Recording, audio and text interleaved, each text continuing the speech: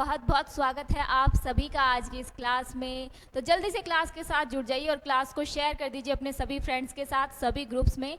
और क्लास को शेयर करते टाइम ध्यान रखिए भाई, पढ़ाई वाले बच्चों के साथ तो आपको करनी है, साथ में जिनको ये डर है ना भाई कि करंट अफेयर्स हमारे कैसे सॉल्व होंगे और करंट अफेयर्स से जुड़ना चाहते हैं बच्चे, उन सभी को भी आप ये क्लास दिखाइए। क्योंकि देखिए, देश दुनिया में हाल फिलहाल जो कुछ हो रहा है उसकी जानकारी एग्ज़ाम तक ही सीमित नहीं होनी चाहिए। वो हमारे जनरल नॉलेज की चीज़ें हैं, उनको हम आम जीवन में डेली के लिए याद रख सकते हैं। तो ये क्लासेस आप सभी को शेयर करेंगे ताकि उन सभी का जो जनरल नॉलेज है आपके जितना स्ट्रांग बन सके।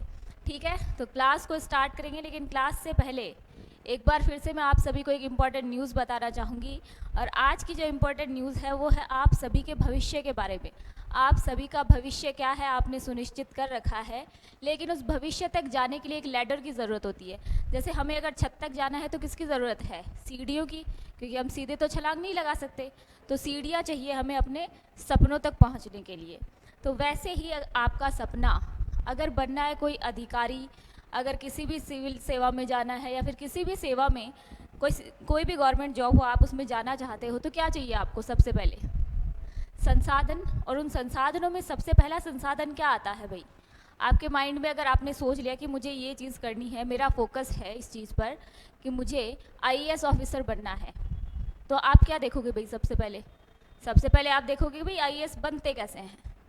तो बनने में सबसे पहले आपको क्या आएगा कि भाई ये पेपर होते हैं, इस तरीके से होता है, सिलेबस ये है। अब आपके पास पहला आ गया लेडर। पहली लेडर क्या थी आपकी? सिलेबस तक जाना। अब दूसरी लेडर क्या होगी आपकी कि उस सिलेबस को जो मैंने देखा है वो मुझे पढ़ाएगा कौन? इसका मतलब आपको किसकी ज़रूरत पड़ गई? कोचिंग की, फैकल्टी की। तो देखिए, जो दूसरी लेडर है वो आपको कनेक्ट करेगी वहाँ तक, क्योंकि सिर्फ सिलेबस आपके हाथ में है, आप उससे सक्सेस नहीं हो सकते। आपको किसकी ज़रूरत है? कोचिंग की। तो देखिए, मैं आपको बेस्ट कोचिंग्स के बारे में बताना चाह रही हूँ कि देखिए, हमारी जो संस्थान है वहाँ पर आपको मिलेगा बेस्ट फैकल्टी का साथ। अब बेस्ट फैकल्टी आपके लिए क्यों ज़रूरी है?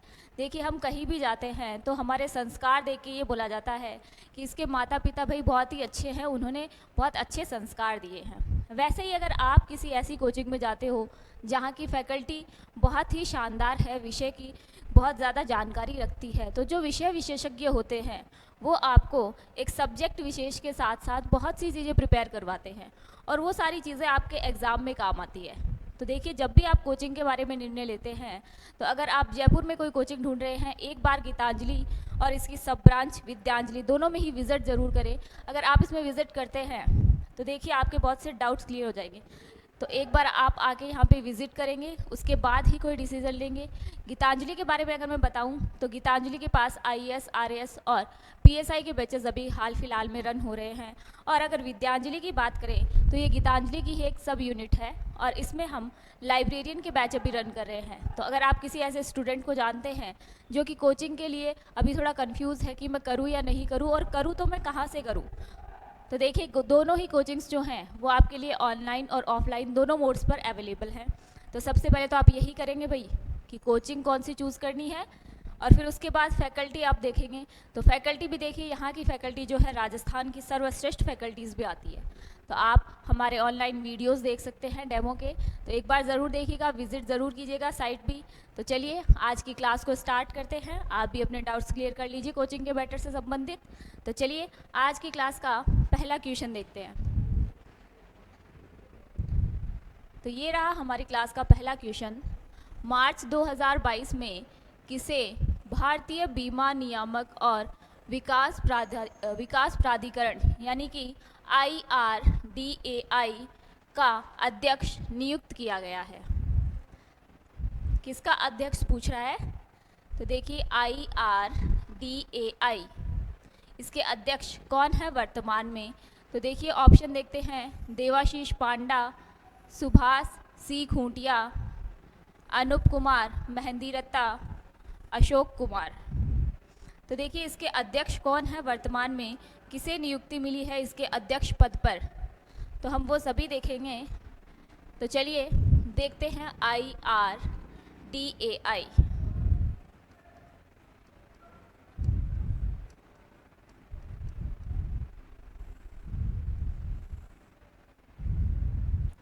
इसकी फुल फॉर्म क्या है?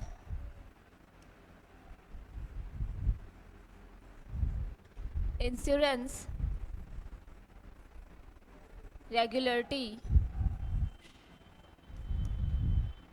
एंड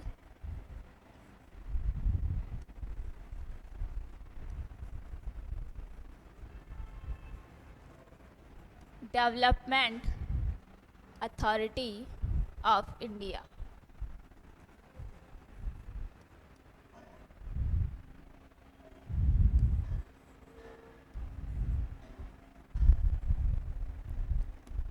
ये इसकी फुल फॉर्म है भाई। अब देखिए इसकी स्थापना जो है वो किस अधिनियम के तहत हुई है, हम ये भी देख लेते हैं। तो कौन सा एक्ट है वो, 1999 अधिनियम के तहत इस संस्था की स्थापना हुई है। और वर्तमान में जो इसके अध्यक्ष हैं उनकी बात करें तो वर्तमान में इसके अध्यक्ष हैं देवाशीष पांडा।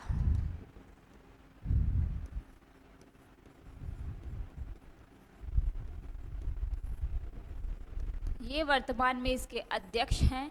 और देखिए आपके ऑप्शन में ये कहाँ पर है, तो ऑप्शन नंबर 1, यानी कि ये आपके प्रश्न का सही उत्तर है। अब देखिए सेवानिवृत्त कौन हुए हैं, इनको किसके स्थान पर नियुक्ति मिली है या इनसे पहले जो काम कर रहे थे वो कौन है, तो सुभाष सी खूंटिया।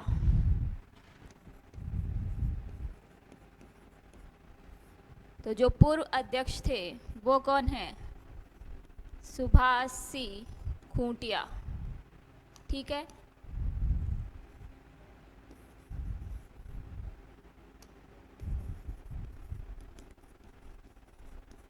इनका कार्यकाल समाप्त हो चुका है और इनकी जगह अब वर्तमान में कौन है, देवाशीष पांडा।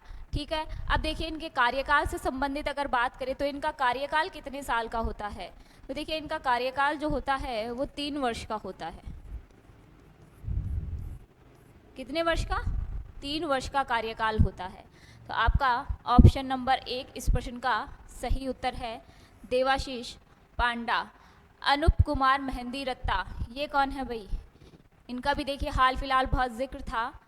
तो ये कौन है, देखिए दिलीप कुमार मेहंदी रत्ता जो हैं वो है दिल्ली हाई कोर्ट में जज।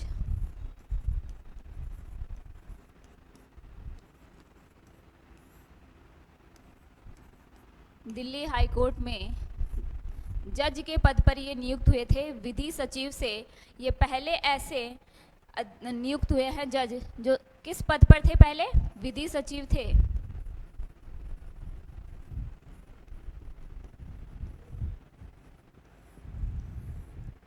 ठीक है, ये पहले विधि सचिव थे और अब क्या है, ये दिल्ली हाई कोर्ट में जज है ये। तो ऑप्शन नंबर 1 आपके इस प्रश्न का सही उत्तर है। ठीक है, अब बढ़ते हैं हमारे अगले प्रश्न की तरफ। तो ये रहा हमारा अगला प्रश्न आपके सामने। देश के प्रथम सीडीएस जनरल विपिन रावत की पहली प्रतिमा राजस्थान के किस जिले में स्थापित की गई है।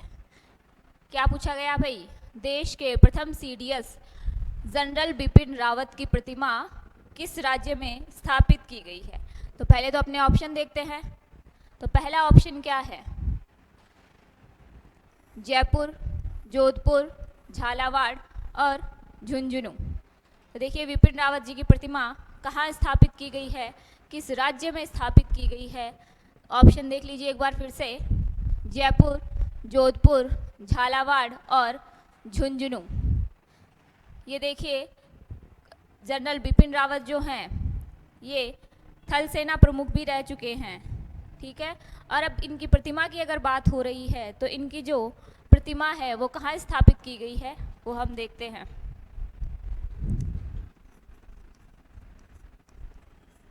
जनरल बिपिन रावत,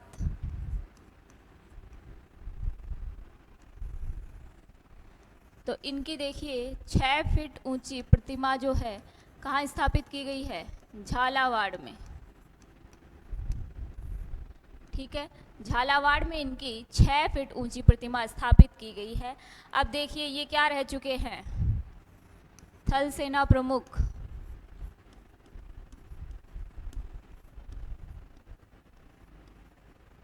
और देश के प्रथम सीडीएस ऑफिसर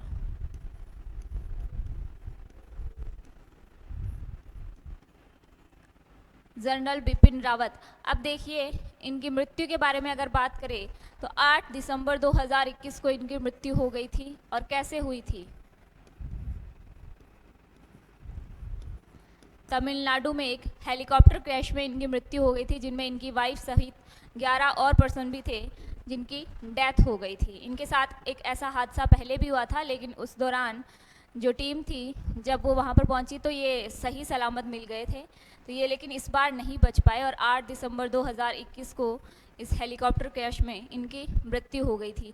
अब देखिए मृत्यु के बाद इन्हें किस सम्मान से सम्मानित किया गया है वो देखते हैं। तो मृत्यु के बाद इन्हें मिला है पद्म विभूषण।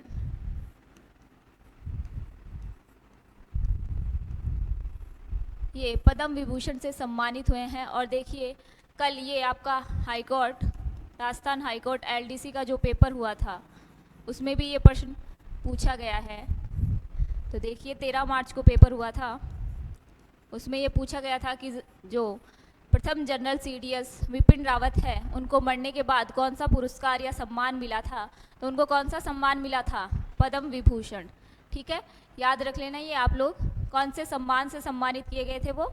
तो पद्म विभूषण से सम्मानित जनरल बिपिन रावत। ठीक है, आपका आंसर क्या है इसका? झालावाड़।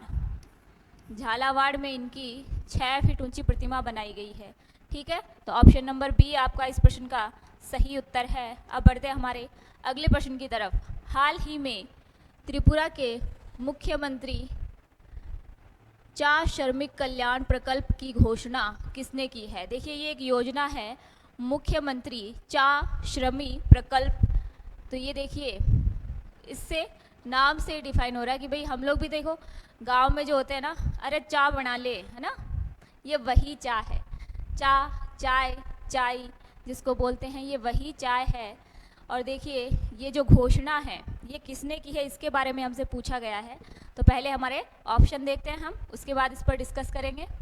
तो विप्लव कुमार देव, ये देव है भाई, विप्लव कुमार देव, स्मृति जुबिन ईरानी, गिरीश चंद्र मुर्मू, हेमंत बिस्वा, ये आपके ऑप्शन दे रखे हैं। और इसमें क्या पूछा गया है कि भाई ये जो योजना है, प्रकल्प है या संकल्प है, वादा है, ये किसने किया है, इसकी घोषणा किसने की है। तो सबसे पहले हम यही देखते हैं कि भाई ये योजना क्या है आखिर।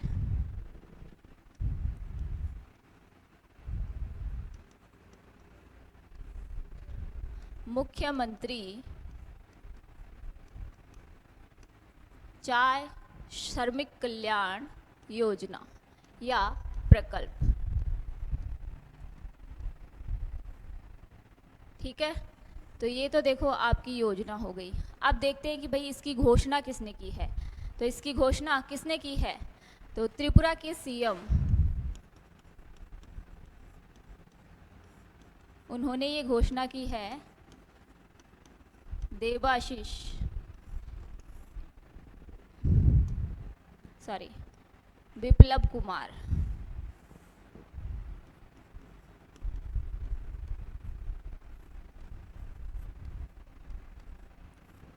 विप्लव कुमार देव ने ये घोषणा की है। ठीक है, अब देखिए इस योजना का मुख्य उद्देश्य क्या है। तो जो भी देखिए चाय बागानों में काम कर रहे हैं उन श्रमिकों का सामाजिक रूप से कल्याण और देखिए उनका जीवन स्तर जो है उसको ऊपर उठाने की कोशिश की जा रही है। क्या क्या है इसकी उद्देश्य क्या है? तो देखिए एक तो उन श्रमिकों के जीवन स्तर को उठाना,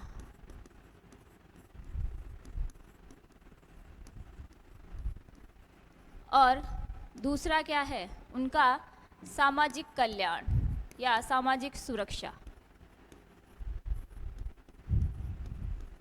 उनको सामाजिक सुरक्षा प्रदान करना। इसके साथ साथ इस योजना के लाभ भी क्या हैं? तो इस योजना के लाभ के बारे में अगर बात करें तो इससे क्या मिलेगा भाई इनको? तो देखिए ये जो चाय श्रमिक हैं इनमें 75% जो है वो महिलाएं काम करती है। कितनी? लगभग 75% जो है महिलाएं यहाँ पर काम कर रही हैं। अब देखिए चाय श्रमिक कौन होते हैं? जो पत्तियाँ तोड़ते हैं ना, चाय की पत्तियाँ अलग करते हैं, हमें दिखाते नहीं है क्या भाई, रेड लेबल, ये सारी जो एडवर्टाइजमेंट हम देखते हैं उनमें दिखाते हैं भाई, वो पीछे टांगे रखते हैं झोला सा और उसमें पत्तियां तोड़ के डालते रहते हैं, तो ये वही है। और इसमें जो है महिलाएं सबसे ज़्यादा काम करते हैं। तो महिलाएं जो सबसे ज़्यादा काम कर रही हैं, तो ये समझ लीजिए कि ये महिलाओं के उत्थान के लिए की गई एक योजना है, या उनके लिए, देखिए ये सामाजिक कल्याण के लिए की गई योजना है। तैयार किसने की है, तो त्रिपुरा सरकार और उनके वहाँ के सीएम विप्लव कुमार देव ने इसकी घोषणा की है महिलाओं के उत्थान के लिए। देखिए, तो देखिए इनसे उनको क्या मिलेगा, तो उनको मिलेगा राशन, आवास,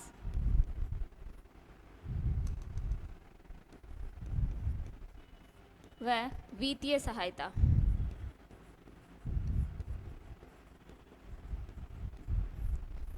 ठीक है, अब देखिए इस योजना का लाभ जो है वो कैसे मिलेगा, तो ये जो महिलाएं हैं या फिर जो भी श्रमिक हैं उनको राशन मिलेगा, आवास मिलेगा और वित्तीय सहायता प्रदान की जाएगी। ठीक है, अब देखिए आपको इस योजना का समझ आ गया कि भाई ये योजना कहाँ स्टार्ट हो रही है, त्रिपुरा में इसकी घोषणा की है विप्लव कुमार देव ने। ठीक है, तो आपका आंसर क्या हो गया, विप्लव कुमार देव, इन्होंने इसकी घोषणा की है। और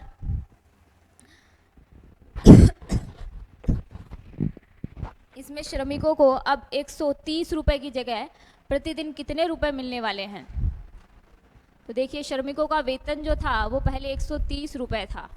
ठीक है, अब 130 रुपये की जगह इनको कितना मिलने वाला है, अब 176 रुपये अब इनको मिलने वाले हैं। ठीक है, तो ये भी देखिए क्या हो गया, इनकी वित्तीय सहायता हो रही है भाई। ठीक है, और हमारे प्रश्न का उत्तर क्या है, विप्लव कुमार देव। अब देखिए इसका जब उद्घाटन किया गया था इस योजना का, तब वहाँ पर कौन कौन शामिल हुए थे, तो देखिए हमारे गृह व सहकारिता मंत्री, कौन है ये,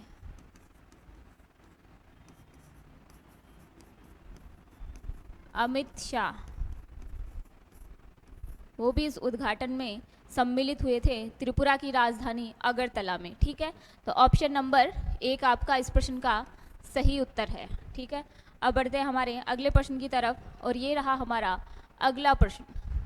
10 से 15 मार्च 2022 तक साहित्योत्सव 2022, क्या पूछा गया है, साहित्य उत्सव 2022 का आयोजन कहाँ किया जा रहा है, तो कहाँ किया जा रहा है ये पूछा है हमसे। तो एक बार देख लेते हैं ऑप्शन कि भाई कहाँ किया जा रहा है साहित्य उत्सव, कहाँ सेलिब्रेट होगा इस बार का साहित्य उत्सव 2022, तो बंगलुरु, चेन्नई या नई दिल्ली या फिर मुंबई।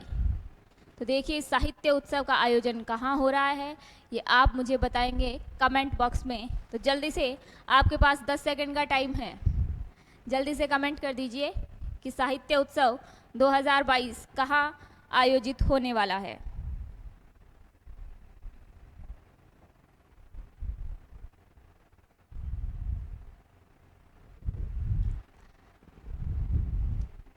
तो देखिए साहित्य उत्सव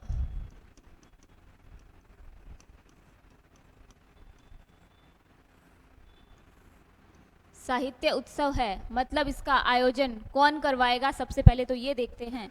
तो इसका आयोजन कौन करवाएगी भाई, साहित्य अकादमी।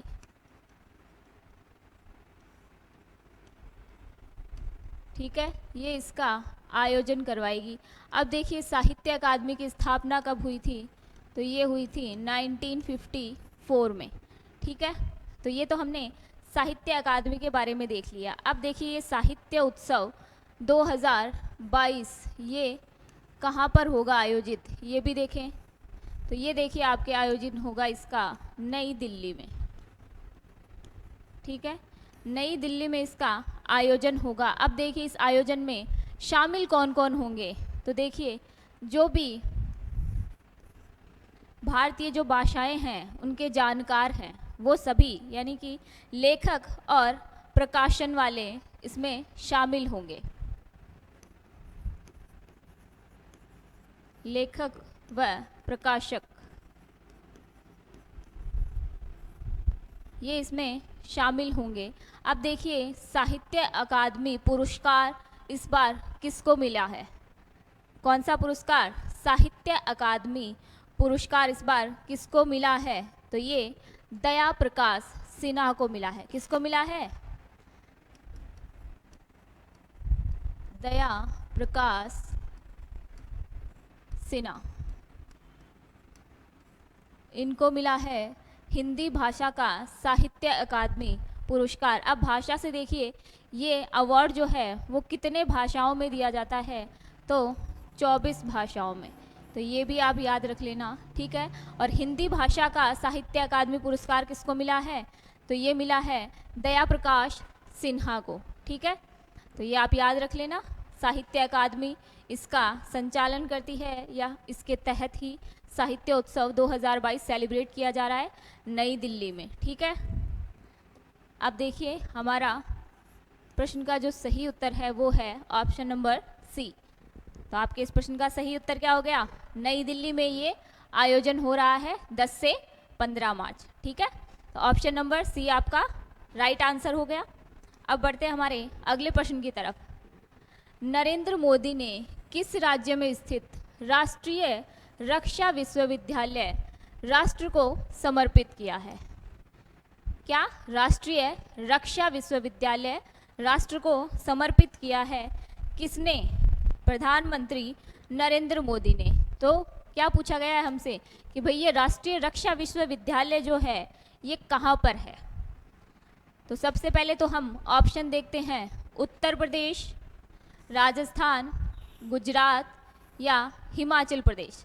तो ये कहाँ पर स्थित है? राष्ट्रीय रक्षा विश्वविद्यालय कहाँ पर है?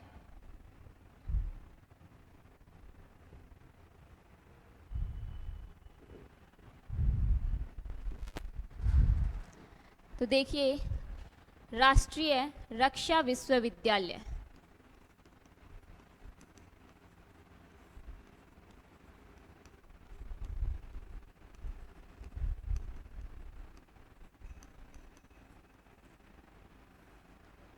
ये कहाँ पर है?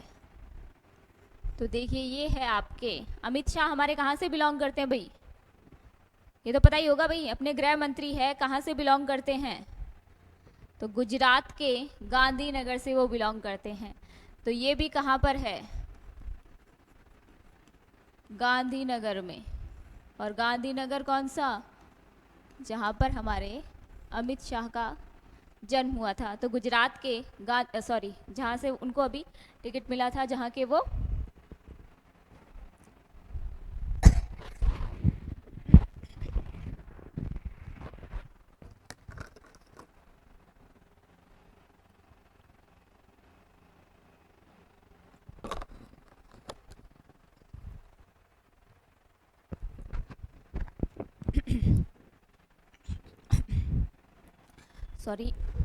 तो देखिए गुजरात के गांधीनगर में ये राष्ट्रीय रक्षा विश्वविद्यालय है। और इसको किसने सौंप दिया है राष्ट्र को? तो प्रधानमंत्री नरेंद्र मोदी ने इसे राष्ट्र को समर्पित कर दिया है। किसने? प्रधानमंत्री नरेंद्र मोदी ने, ठीक है। अब देखिए हमसे क्वेश्चन में यही पूछा गया था कि भाई ये राष्ट्रीय विश्वविद्यालय है कहाँ पर? तो हमारे प्रश्न का सही उत्तर क्या हो गया? ये गुजरात में है। अब ठीक है भाई, गुजरात तो हमें पता चल गया। अब देखते हैं कि भाई ये जो राष्ट्रीय रक्षा विश्वविद्यालय है इसको सौंपा क्या है, इसका उद्देश्य क्या है? तो निजी क्षेत्र के साथ मिलकर पुलिस व सुरक्षा को बेहतर बनाना। पुलिस व सुरक्षा को बेहतर बनाना किसके साथ मिलकर? निजी क्षेत्रों के साथ, ठीक है। तो ये इसका उद्देश्य हो गया भाई, ठीक है। तो आपके प्रश्न का सही उत्तर क्या हो गया? गुजरात। गुजरात आपके इस प्रश्न का सही उत्तर है। तो ऑप्शन नंबर सी। अब बढ़ते हैं हमारे अगले प्रश्न की तरफ। तो देखिए परम गंगा क्या है? परम गंगा क्या है? तो पहले ऑप्शन देखते हैं भाई, परम गंगा क्या है? तो ऑप्शन में क्या दे रखा है? ऑप्शन नंबर 1 दे रखा है सीडेक द्वारा स्थापित एक सुपर कंप्यूटर, ठीक है। दूसरा क्या दे रखा है, DRDO द्वारा निर्मित एक मिसाइल, ठीक है, इसरो द्वारा लॉन्च चंद्र अभियान, ठीक है भाई, ये भी देख लिया। शरणार्थियों का घर वापसी अभियान, ठीक है। तो अब बताना है भाई कि क्या है ये परम गंगा, क्या है। आप मुझे बताएंगे भाई परम गंगा क्या है। ऑप्शन मैंने दे रखा है, 1 2 3 4 बता दो आप, तो बस जो आ रहा है वो बता दो क्या है।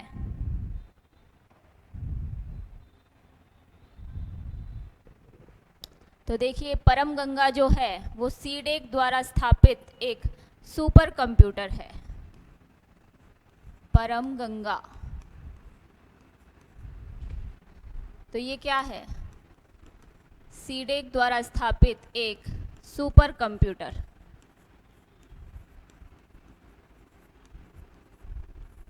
ठीक है, अब आपको पता चल गया भाई कि ये क्या है परम गंगा। तो परम गंगा एक सुपर कंप्यूटर है, और अगर बात करें इसकी कंप्यूटिंग क्षमता की, किसकी, सुपर कंप्यूटिंग क्षमता की,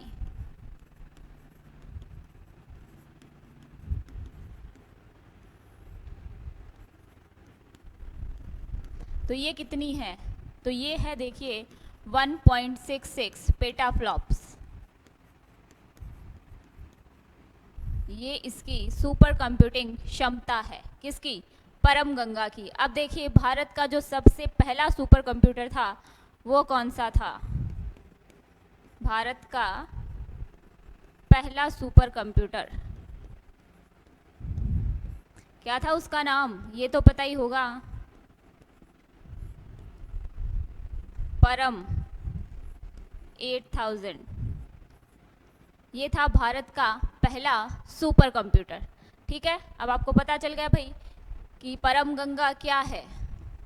तो परम गंगा क्या है, एक सुपर कंप्यूटर है और IIT रुड़की से संबंधित है,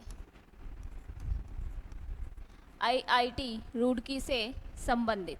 ठीक है, तो ये चीज़ भी आप याद रखेंगे। अब परम गंगा के नाम से कंफ्यूज नहीं होना है, क्योंकि परम गंगा जैसे ही आपको ऑपरेशन गंगा भी याद आ सकता है। अब आप हाल फिलहाल में इसी के बारे में सुन रहे होंगे, तो आप क्या करेंगे, ऐसे में क्वेश्चन देखेंगे, गंगा आपको नाम दिखाई देगा और गंगा नाम आते ही आप क्या देखेंगे भाई, आप ये देखेंगे शरणार्थियों का घर वापसी आना। यहाँ पे आप शरणार्थियों शब्द को भी ध्यान में नहीं रखेंगे, बस घर वापसी अभियान ये आपको दिखाई देगा कि भाई अभी हाल फिलहाल में क्या हो रहा है। देखिए रूस ने यूक्रेन पे जो हमला किया है, उससे भारतीय नागरिक जो यूक्रेन में फंसे हुए हैं उनको एयरलिफ्ट करके वापस भारत लाना, यही क्या है, ऑपरेशन गंगा। तो आप गंगा नाम देखते ही यहाँ पे ऑप्शन नंबर डी फट से टिक लगा दोगे, है ना। तो इस चीज़ को कन्फ्यूज़न में मत लेना, परम गंगा सुपर कंप्यूटर है और ऑपरेशन गंगा क्या है, यूक्रेन में फंसे भारतीयों को घर लाना।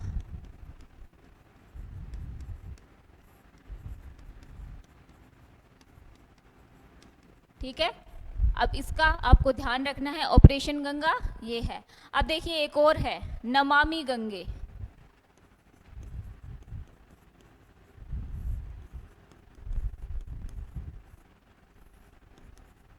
अब नमामि गंगे क्या है, इसका तो पता ही होगा भाई, ये कब स्टार्ट हुई थी यही बता दीजिए। चलिए, नमामि गंगे, और किसने शुरुआत की थी वो भी आपको पता होगा, क्योंकि देखिए बहुत बार पढ़ लिया है।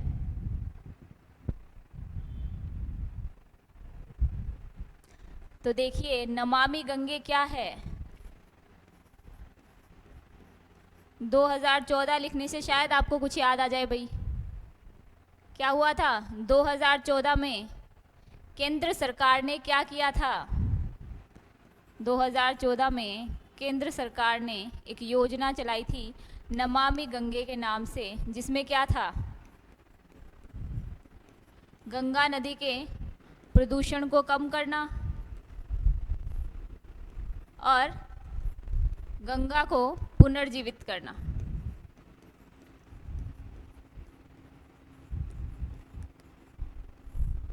ये इसके लक्ष्य थे। ठीक है, अब नमामि गंगे भी आपका क्लियर हो गया, ऑपरेशन गंगा भी क्लियर हो गया, और परम गंगा के बारे में भी आपको पता चल गया कि परम गंगा क्या है।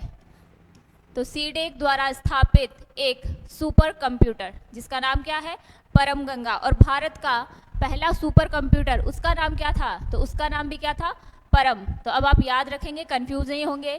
गंगा नाम आए तो देख लेना, गंगा नाम से बहुत सी योजनाएं चल रही हैं अपने, तो सारी चीज़ों को आराम से पढ़ के उसके बाद आपको आंसर देना है। झिझकना मत, कंफ्यूज मत होना, पहले अच्छे से पढ़ना क्वेश्चन और आंसर दोनों को, उसके बाद ही आंसर देना है आपको अपने एग्जाम में।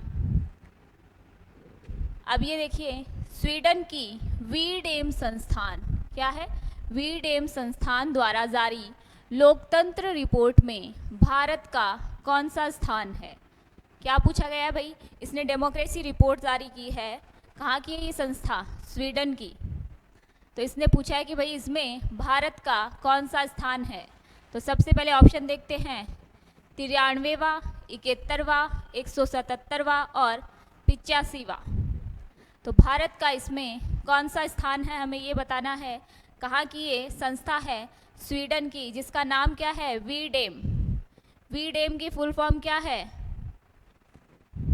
चलो पहले वीडेम के बारे में देख लेते हैं भाई।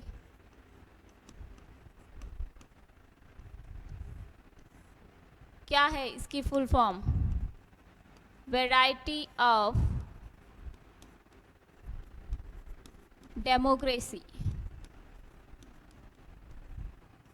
ठीक है, ये इसकी फुल फॉर्म है। और इसकी स्थापना कब हुई थी, तो ये हुई थी 2014 में। अब देखिए भारत में इस वी डेमोक्रेसी की जो रिपोर्ट आई है, लोकतंत्र रिपोर्ट, इसमें भारत कौन से स्थान पर है। तो भारत का जो स्थान है वो है 93वां। भारत का स्थान कौन सा है, 93वां। और इस रिपोर्ट के अनुसार एक चीज़ सामने आई, इस रिपोर्ट में ये कहा गया कि देखिए भारत जो है जनसंख्या के मामले में निरंकुशता की व्यवस्था की ओर आगे बढ़ने वाला पहला देश है। कौन सी व्यवस्था के, निरंकुशता की व्यवस्था की ओर।